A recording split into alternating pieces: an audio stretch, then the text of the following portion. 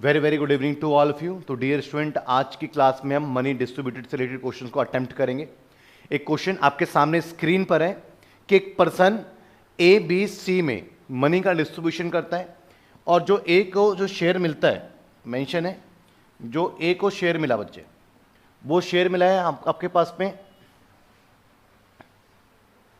2 and B को जो share मिला है 3 एंड सी को पास में शेयर आया 5। तो ए बी सी 3 में मनी का डिस्ट्रीब्यूशन करता है और आगे कह रहा है कि बी अपनी इनकम का 1/3 ए को ट्रांसफर करता है और वही 1/3 वो सी को दे देता है। तो अब बी की इनकम कितनी है? अगर आप बी की इनकम देखेंगे तो बी की इनकम तो 3 है, 3 यूनिट है। इसका 1/3 लेते हैं तो क्या आया आपका 1 आया। तो ये तो बहुत आसान हो गया कि बी अपनी इनकम का 1/3, तो 1/3 मीन्स इसके इनकम का 1/3 कितना हो गया आपके पास में? अगर आप देखेंगे इसने अपनी इनकम का 1/3 किसको दे दिया? ए को। तो 1/3 इसका आया 1, तो यहां पर ए को इसने 1 दे दिया और 1/3 दे दिया इसने सी को भी, तो 1 यहां पर भी दे दिया, बट खुद में इसके 2 की कमी आ गई। अब इनके पास में जो है वो 3, 1 एंड 6 है। क्लियर है बच्चे? अब क्या कह रहा है कि अब सी एक काम कर रहा है, ऐसा हो जाने के बाद फिर सी अपनी इनकम में से 1/4 उठाता है और ए को दे देता है। अब सी अपनी इनकम में से 1/4 हटाता है, तो यहां पर देखो आप, अगर आप सी की इनकम का 1/4 करेंगे बच्चे तो आपके पास में 3/2 आया। तो सी अपनी इनकम का 1/4 3/2 किसको दे देगा? वो ए को दे देगा और इसमें से खुद में फिर 3/2 कम हो जाएगा। देन आप सॉल्व करेंगे तो सॉल्व करना तो आसान है कि 3 में 3/2 ऐड हो जाएगा, पर थोड़ा सा टाइम कंज्यूमिंग प्रोसेस हो गया आपका कि आपका 6 एंड 3 9/2 और यहां माइनस करेंगे आप तो 12 - 3 9/2। तो आपके लिए क्या हो गया बच्चे? ये टाइम कंज्यूमिंग प्रोसेस हो गया। तो इसलिए आप कैड के एग्जाम में इस लंबे प्रोसेस से आप नहीं चल सकते हैं। इसको आपको इजी वे में करना होगा, इससे आप जल्दी से कर पाए। कैसे? अब सी क्या कह रहा है कि सी अपनी इनकम का 1/4 दे रहा है, तो लेकिन जब मैं सी की 6 का 1/4 निकालने जा रहा हूं, 6 का 1/4 निकालने जा रहा हूं तो मुझे फ्रैक्शन फेस करना पड़ रहा है ना। तो एक काम करता हूं, मैं सी को 4 का मल्टीपल में ले आता हूं, जिससे कि सी का 1/4 लेने में 4 से 4 डिवाइड हो जाएगा, डिनोमिनेटर नहीं बचेगा, इजी रहेगा कैलकुलेशन। अब आपके माइंड में क्वेश्चन है कि सर आप ऐसे कैसे 4 से मल्टीप्लाई कर सकते हैं सी को? याद होगा आपको इंट्रोडक्शन में मैंने कहा था कि रेशियो को किसी भी पर्टिकुलर नंबर से आप मल्टीप्लाई करते हैं तो रेशियो पे कोई भी इंपैक्ट नहीं आता है। तो मुझे 1/4 लेने में फ्रैक्शन फेस करना पड़ रहा है, इसलिए मैं एक काम करता हूं, इसको मैं 4 से मल्टीप्लाई कर देता हूं। तो यहां पर आप देखेंगे 12, 4 एंड 24। अब आप सी की इनकम का 1/4 ले। क्लियर है बच्चे? तो कितना आया आपके पास में? आपके पास में 6 आया। क्लियर है? तो सी ने बेसिकली ए को दे दिया 6 और इसमें से खुद 6 माइनस हो गया, तो क्या है आपके पास में 18। ये तो 4 है अपनी जगह पर और ये भी क्या हो गया 18। सिंप्लीफाई करके रेशो ले लेंगे तो रेशो क्या है हमारे पास में 9:2:9। अब आपसे ये कहता है कि at present A has 18,000 rupees. तो ए के पास में कितना है? 18,000 रुपीज है एट प्रेजेंट, और एट प्रेजेंट ए के पास में क्या है? 9 यूनिट है। तो 18,009 के इक्विवेलेंट है, तो 1 यूनिट की वैल्यू आ जाएगी 2,000। एंड आपसे पूछ क्या रहा है कि टोटल क्या है? तो टोटल आपके पास में 20 है, तो 1 यूनिट की वैल्यू 2,000 एंड 20 यूनिट की वैल्यू कितनी होगी आपके पास में? 40,000। लेकिन आपके माइंड में क्वेश्चन है कि सर ये तो अब करंट में सबके पास 40,000 है, तो पहले कितना था सबके पास में? तीनों के पास में कितना डिस्ट्रीब्यूट हुआ था? पहले भी तीनों को 40,000 डिस्ट्रीब्यूट हुआ था।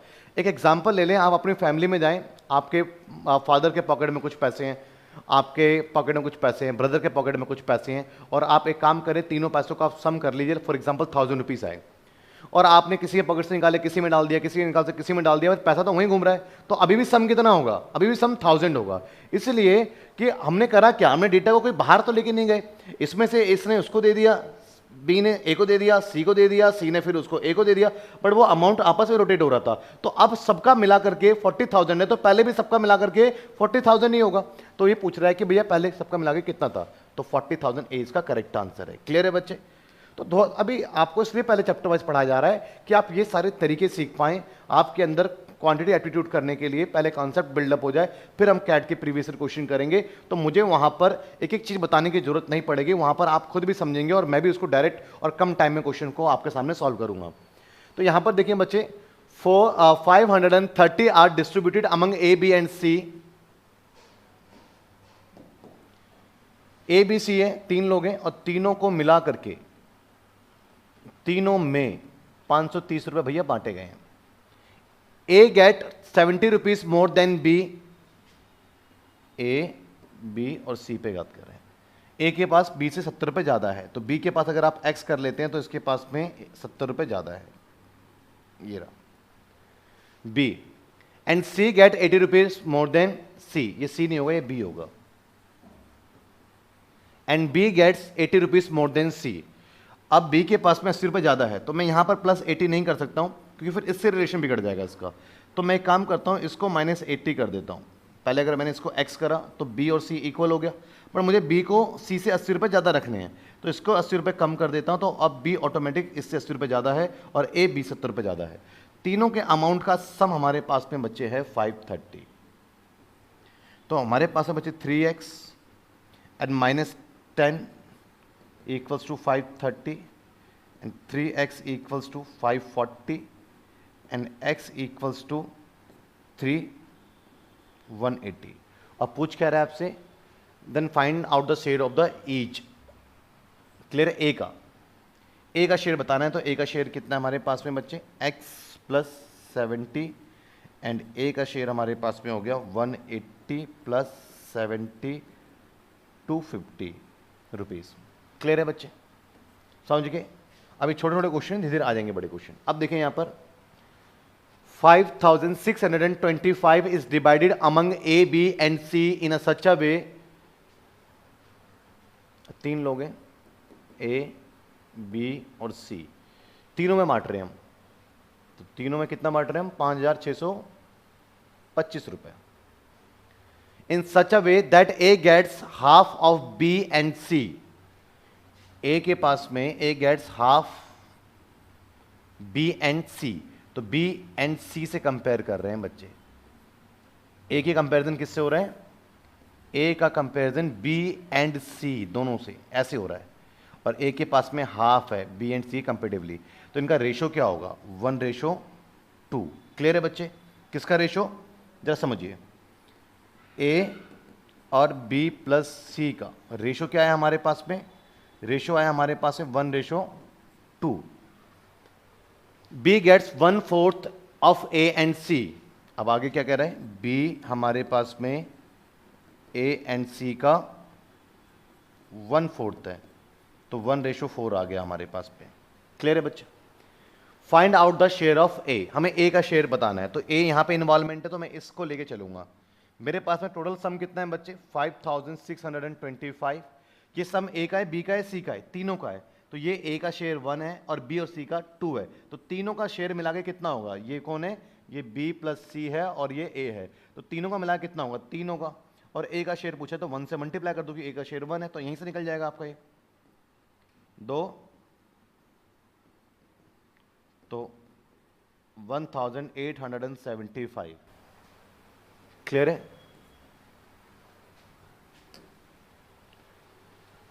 अब आगे देखो, 671 are distributed between A, B and C. अब ए, बी, सी में हम डिस्ट्रीब्यूशन कर रहे हैं अमाउंट का, ए, बी और सी 671। If the share is increased by 3, 7 and 9 respectively, then the ratio of their share is 1:3।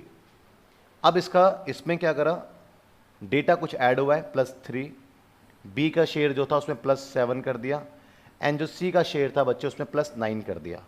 अब जो ए के पास है, बी के पास है और सी के पास है, उस डेटा का, उस शेयर का जो रेशो है 1:2:3 है।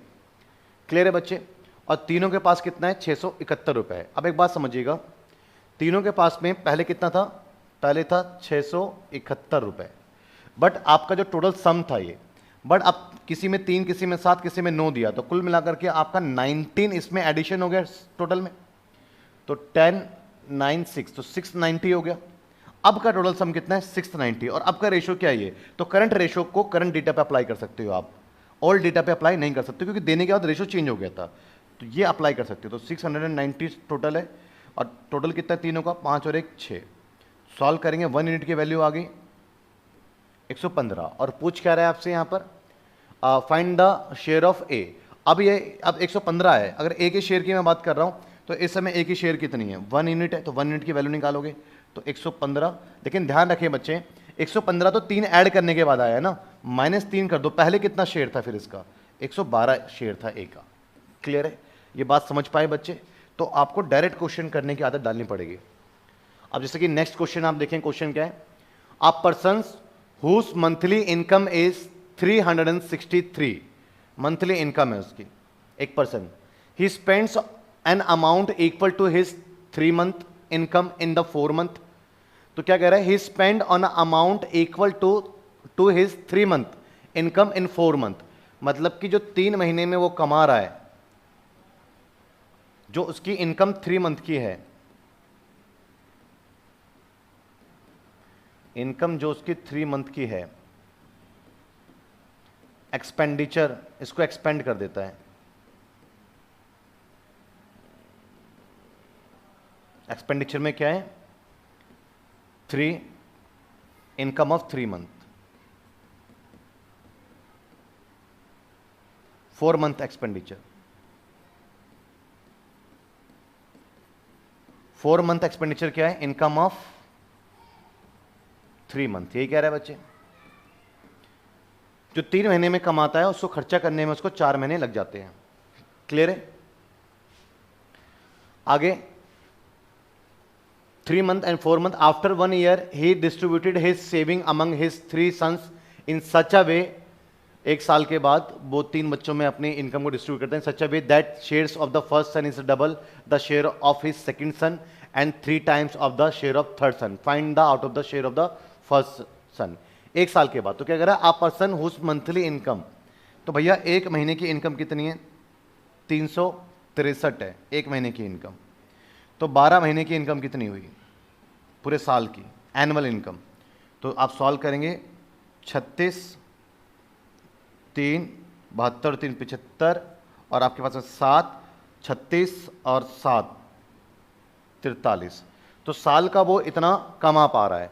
और एक बात और समझिएगा कि वो हर 4 महीने में कितने खर्च कर रहा है। जो 3 महीने में कमा रहा है, 3 मंथ की इनकम कितनी है, 3 मंथ की इनकम, तो 1 मंथ की इनकम कितनी है उसकी बताइए जरा। 1 मंथ की इनकम उसकी है 363, तो 3 महीने में कितना कमा रहा है वो, 9 18 12 13, 3 महीने में इतना कमा रहा है। और ये जो कमाई है उसके 3 महीने की, वो क्या कर रहा है, वो 4 महीने में एक्सपेंस कर रहा है। तो पूरे साल में कितनी बार एक्सपेंस करेगा, ये 4 महीने में एक्सपेंस कर रहा है, तो पूरे साल में 4 के कितने लॉट है, 4 के 3 ग्रुप्स है। तो ये हर 3 महीने में कमाता है इतना रुपए और इसको खर्च कर देता है वो 4 महीने में। तो पहले 4 महीने में इतने खर्च कर दिए, तो ऐसे 1 साल में 4 महीने के 3 ग्रुप है। तो मतलब कि कुल मिलाकर के पूरे साल में खर्चा कितना करा उसने, 27 2 3 24 2 26 और 2 3 13 2 11 और 1 3 एकम 3 और 1 4। क्लियर है बच्चे? तो 4167 रुपये क्या कर देता है वो खर्चा कर देता है। अब देखो साल की इनकम कितनी है, 4356 और साल भर में खर्चा कितना कर रहा है, 4167। आप इसको माइनस कर लो, तो माइनस करेंगे तो आपके पास सेविंग क्या बच रही है, तो आपके पास में 16 में से आपके पास में 7 गया 9, 14 में 6 गया 8, 2 में से 1 गया 1 एंड 0, 189 रुपीज़ आपके पास में साल की सेविंग बचती है। और आगे क्या कह रहा है, अपने 3 बच्चों में बांटता है वो A B एंड C में। और कैसे बांटता है उसको समझेंगे। A way that the share of the first son is double the share of the second son. First son का डबल है शेयर सेकंड सन से, तो first son is double the share of the second son and 3 times of the third son. Third son का 3 times है कौन, first सन। तो first सन की ही बात कर रहा है और ये थर्ड का 3 टाइम्स है। तो पहले आपको जो थर्ड की कंपेयर किससे कर रहा है, फर्स्ट से, तो फर्स्ट जैसा ही बना दो। अब इसको 3 टाइम्स करना है ना फर्स्ट को, तो इसको 3 टाइम्स करना है, इसको मत चेंज करना है, तो इसके साथ रेशियो बिगड़ जाएगा। 3 टाइम्स इसको करना है तो आप इसको 3 से डिवाइड कर दो। अब आपका रेशो हो जाएगा क्या, 6:3:2। क्लियर है बच्चे? नहीं तो आप ऐसे भी कर लेते, ए एंड बी में डिस्कशन क्या चल रहा है, ए में ए डबल है बी का, और ए और सी में क्या डिस्कशन चल रहा है, ए 3 टाइम्स है सी का। अब यहाँ पर आप कंबाइंड रेशो ले सकते हो, कैसे, दोनों में कॉमन क्या है, ए यहाँ पर 2 है और ए यहाँ पर क्या है आपका 3 है, दोनों को सेम करना है तो दोनों को इसका एलसीएम ले लेते हैं 6, दोनों को 6 बनाने के लिए क्या करना पड़ेगा, मल्टीप्लाई बाय 3 और मल्टीप्लाई बाय 2, तो क्या आ गया हमारे पास में 6 एंड 3 एंड 6 एंड 2, तो ए का शेयर क्या आ गया, ए मेरे पास में 6 आ गया एंड बी का शेयर क्या है मेरे पास में, बी का 3 आ गया एंड सी का शेयर क्या है मेरे पास में, सी का शेयर मेरे पास में 2 आ गया। तो ये तो रेशियो ऐसे भी ले सकते हो, नहीं तो आप ऐसे भी ले सकते हैं जैसे मैंने बताया। अब ये तीनों में डिस्ट्रीब्यूट होना है ये सेविंग, और तीनों के शेयर क्या है, ये है, तो ये 11 के इक्वल है। और ए का शेयर पूछ रहा है, किसका पूछ रहा है, find the share of the first son, मतलब पहले वाले का पूछ रहा है, तो मल्टीप्लाई बाय 6 आप कर दो, सेविंग जो बढ़ेगा 11। क्लियर है बच्चे, तो अब इसको 189/11 मल्टीप्लाई बाय 6 कर देंगे आप। क्लियर है ना, कोई डाउट किसी बच्चे को? यहाँ थोड़ी सी मिस्टेक हो गई थी 3 महीने की इनकम को निकालने में, और ये 3 महीने के इनकम को कितने हर 4 मंथ में क्या कर देता है, ये एक्सपेंस कर देता है। तो पूरे साल में 4-4 महीने के कितने ग्रुप्स हैं, 3 ग्रुप हैं, तो पूरे साल में हर 4 महीने में इतने पैसे खर्च करता है, तो नेक्स्ट 4 मंथ में भी इतने, नेक्स्ट 4 मंथ में, तो पूरे साल में कितने, 3 से मल्टीप्लाई कर दो आप, तो 27, 2 और 3 8 24 और 2 26, 2 3 एकम 3 3267। अब आप माइनस कर दो, 43 56 में 3267, 16 में 7 गया 9 और आपका 14 में से 6 गया 8 और ये आपके पास पे हो गया 0 और ये आपके पास में हो गया 1, तो 1089 को डिस्ट्रीब्यूट आप करेंगे किस में, आप 11 में। और ए का शेयर पूछ रहा है, तो ए का शेयर कितना है आपके हाथ पे लग रहा है 6, तो सॉल्व करेंगे आप इसको 9 से 99 और फिर उसके बाद 9 से एंड सॉल्व करेंगे आप 6 से मल्टीप्लाई करेंगे, तो 4 5 594 रुपीज़ ए के शेयर मिलेगा। क्लियर है बच्चे, समझ में आया? क्लियर है बच्चे, नेक्स्ट क्वेश्चन पे चलते हैं। A certain amount was to be distributed among A B and C in the ratio 2:3:4 respectively.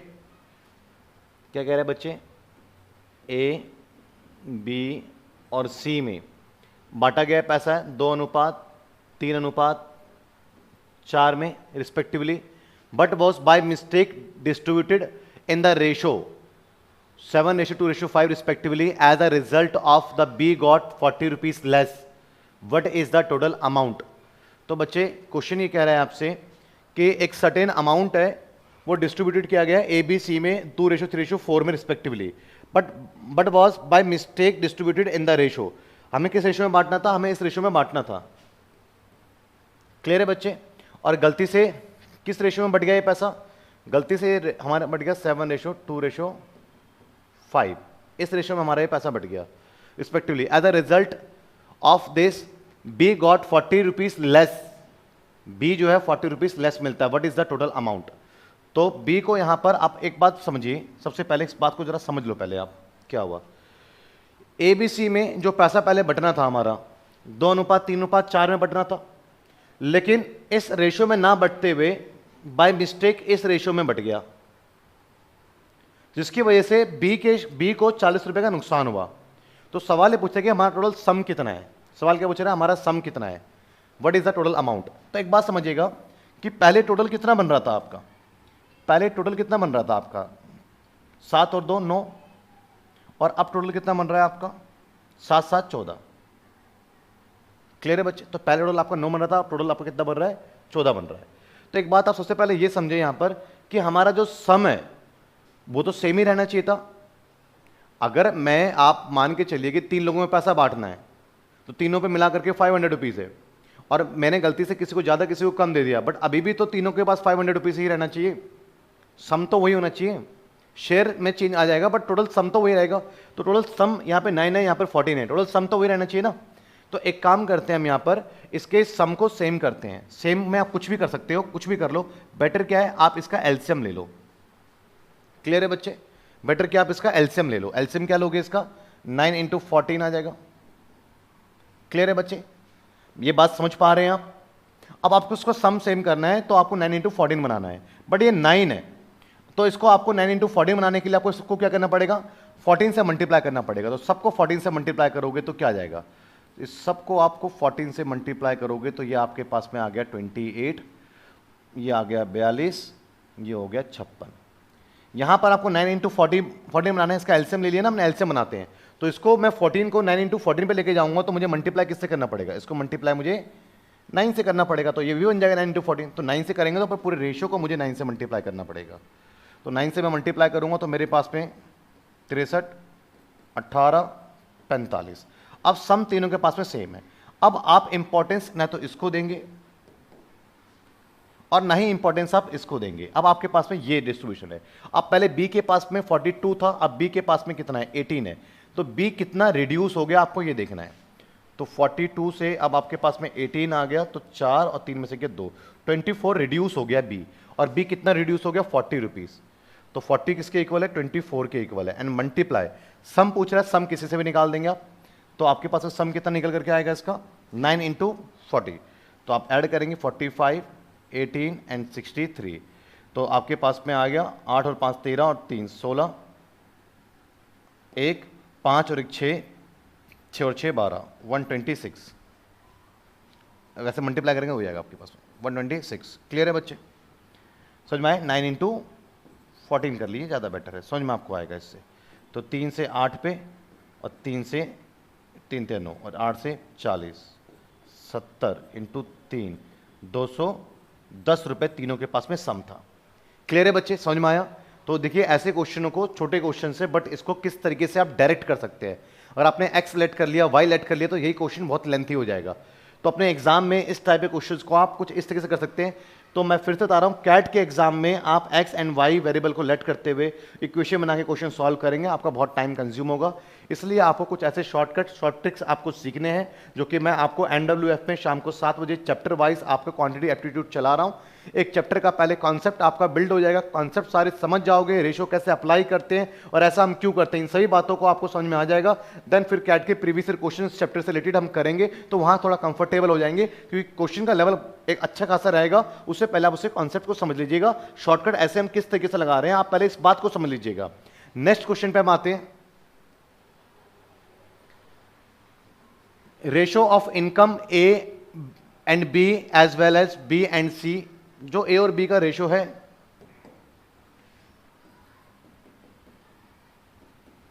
और वही रेशो बी और सी का भी है। अब वो रेशो है हमारा 3:2 एंड 3:2। क्लियर है बच्चे। अब यहां पर देखो, सबसे पहले इसको कंबाइंड रेशो हमें करना है। कंबाइंड रेशो को डायरेक्ट तरीका को बताया हुआ है, पहले इसलिए स्लो स्टार्ट करा था। बी 2 है और यहां पे बी 3 है, दोनों को सिमिलर करते हैं, काम करते हैं, एलसीएम लेते हैं, 6 बनाते हैं। तो मल्टीप्लाई कैसे करना पड़ेगा, 3 से मल्टीप्लाई 2 से। तो यहां पर मेरे पास में ए बी एंड सी, ए मेरे पास में आ गया 9, बी आ गया मेरे पास में 6 एंड सी आ गया मेरे पास में 4। मल्टीप्लाई करेंगे तो अब क्या कह रहे हैं, if 1/3 of A's income exceed 1/4 of C's income by. अब ए की इनकम का 1/4। क्लियर है बच्चे, 1/4 of A's income exceeds, if A's income exceeds 1/4 of C's income by 1000। तो क्या कह रहे हैं, if 1/3 of A's income, A की इनकम का 1/3 exceeds 1/4 of the C's income, C की इनकम के 1/4 से कितना ज्यादा है, 1000 ज्यादा है। ये कह रहा है बच्चे, ये बात समझ में आपको आई। तो बेसिकली हमारे पास ना, आप इसको ये बात समझनी होगी कि इनका बेसिकली ए क्या है, 9x है मान के चलिए, एंड सीज की इनकम क्या है, 4x है, यही तो है 1000। तो क्या है आपके पास में, 3x minus x equals to 1000 and x equals to 500 आ गया बच्चे। क्लियर है। अब आपके पास में x इक्वल्स टू 500 आया, पूछ कह रहा है आपसे find out income of b। b की इनकम क्या है, तो b की इनकम 6 है और 1 की वैल्यू 6x है। b की वैल्यू क्या है, 6x है, तो 6 और x की वैल्यू क्या है, 500। तो 3000 रुपीज क्या है बच्चे, आपकी b की इनकम है। क्लियर है। इनकम डिस्ट्रीब्यूटेड से रिलेटेड क्वेश्चन हम अभी हम कर रहे हैं। उम्मीद करता हूं कि आपको ये चीजें समझ में आ रही होंगी।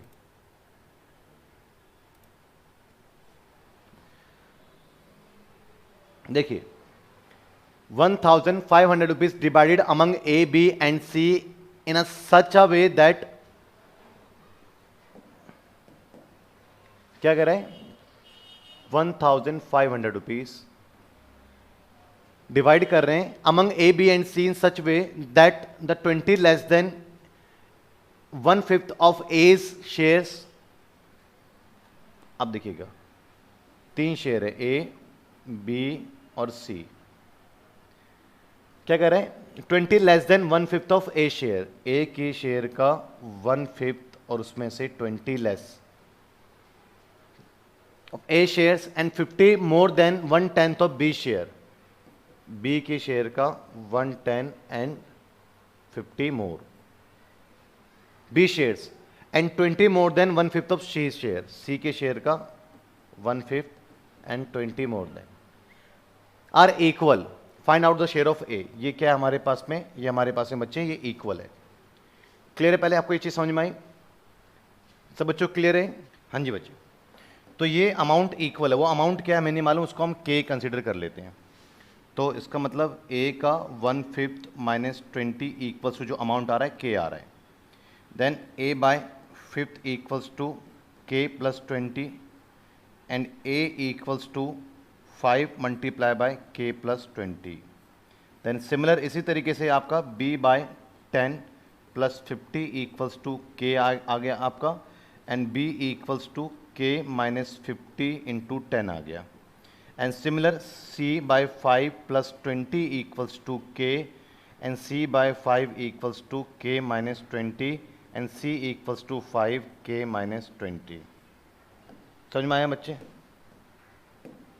अब आगे आप देखेंगे यहाँ पर, तो आपके पास में सम करेंगे a प्लस बी प्लस सी, ए के आपके पास में 5k प्लस 20 ए की वैल्यू, एंड बी की वैल्यू क्या आपके पास में,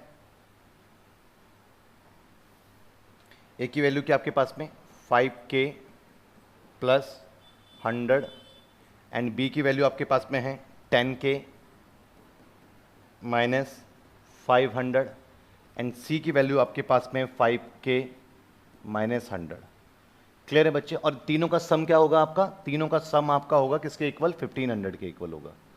तो यहाँ पर आप देखिए प्लस 100 एंड माइनस 100 तो आपका कैंसिल हो गया, 5 10 15 एंड 20k इक्वल्स टू 1500, ये माइनस का 5 है, वहाँ जाके क्या हो जाएगा आपका प्लस 500 हो जाएगा, and k equals to 2000 upon 20 100, k की वैल्यू कितनी आई 100।